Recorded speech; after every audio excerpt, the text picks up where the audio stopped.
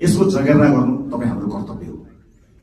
अब संसदको सेसन चलेभन्दा बाहेक तपाईहरूको भेट जनतासँग हुनुपर्नेछ। आफ्नो निर्वाचन क्षेत्रमा निरन्तर खट्नुहोला।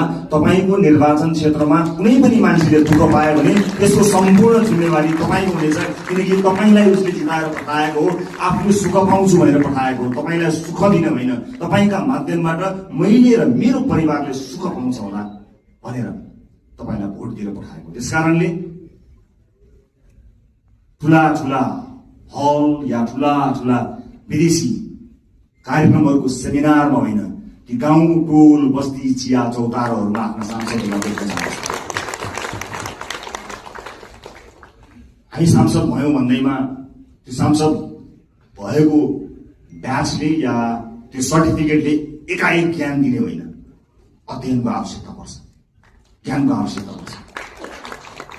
र अब शक्तिशाली भए भनेर आफ्नो चालचलन आफ्नो व्यवहारै परिवर्तन गर्ने कयौं साथीहरू पनि मैले देखेको छु। त्यसमा विशेष ध्यान दिनु होला। नागरिकसँग सधैँ नजिक रहनु होला। चुनाव त फेरि पनि आउँछ, त्यतिखेर हामीले भनेका छौँ, यसपटक हामीले इतिहास रच्ने कोसिस गरेका छौँ। हामीले नागरिकसँग करार गरेका छौँ। नागरिक हामीलाई भोट हाल्न तयार थिए, तर पनि हामीले अतिरिक्त प्रतिबद्धता किन गर्यौँ भने हामी कमिटेड छौँ, यसपटक परिवर्तन गरेरै छाड्ने हो, यसपटक खाँचुनी फेर्दै छाड्ने हो भनेर हामीले नागरिकसँग करार गरेका छौँ। त्यो करारका अक्षर अक्षर पढ्नु होला। र तपाईहरुमध्ये कोही यही भएकै हलहरुमध्ये नै कोही न कोही मन्त्रालय सम्हाल्ने साथीहरू हुनुहुन्छ, तर कृपया मन्त्री बनाइदिनुहोस् भनेर या मिडिया ट्रायलमा म फलाना मन्त्री भनेर त्यस्तो चिजलाई बन्द गरिदिनु होला। किनभने अहिलेसम्म केही पनि भएको छैन। पार्टीले क्याबिनेटमा कसलाई पठाउँछ भन्ने कुराको निर्णय आज यतिखेर तपाईसँग हुँदासम्म हामीले गरेका छैनौँ। पार्टीले सही निर्णय गर्छ, कसैलाई तपाईँले भन्नु पर्दैन। हामीलाई थाहा छ, तपाईँहरूको योग्यता थाहा छ, तपाईँहरूको क्षमता थाहा छ। कयौं साथीहरू देखिएको देखिए गर्नुहुन्छ, कयौं साथीहरू छेकिएको छेकिए गर्नुहुन्छ। पार्टीले छेकिएका साथीलाई पनि हेरिरहेको छ।